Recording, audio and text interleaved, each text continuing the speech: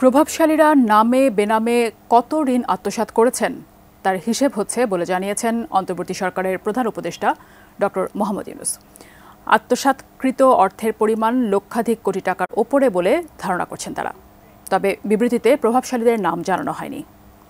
আজ প্রধান উপদেষ্টার দপ্তরের এক সংবাদ বিজ্ঞপ্তিতে জানানো হয়, সাম্প্রতিক বছরগুলোতে ব্যাংকিং খাতে দুর্নীতির মাধ্যমে নামে বেনামে কত বিপুল অর্থ আত্মসাৎ এবং বিদেশে পাচার হয়েছে তার সঠিক পরিমাণ জানা যাচ্ছে।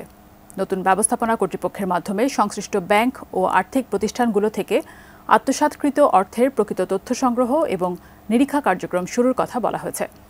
অর্থ আত্মসাৎকারীদের বিচারে সরকার কঠোর জানিয়ে বিবৃতিতে বলা হয়, বাংলাদেশ ব্যাংকের BFIU, CID ও দুদকের সহায়তায় আত্মসাৎকারীদের স্থানীয় সম্পদ অধিগ্রহণ ও বিদেশে পাচারকৃত অর্থ ফেরত আনার কাজ শুরু হয়েছে।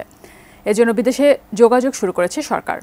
শীঘ্রই ব্যাংকিং কমিশন গঠন হবে জানিয়ে বিবৃতিতে আরও বলা হয়, কমিশন সংশ্লিষ্ট প্রতিটি ব্যাংকের প্রকৃত চিত্র প্রকাশ এবং ব্যাংকগুলোর পুনর্গঠনে 6 মাসের মধ্যে একটি বাস্তবায়নযোগ্য রূপরেখা দেবে।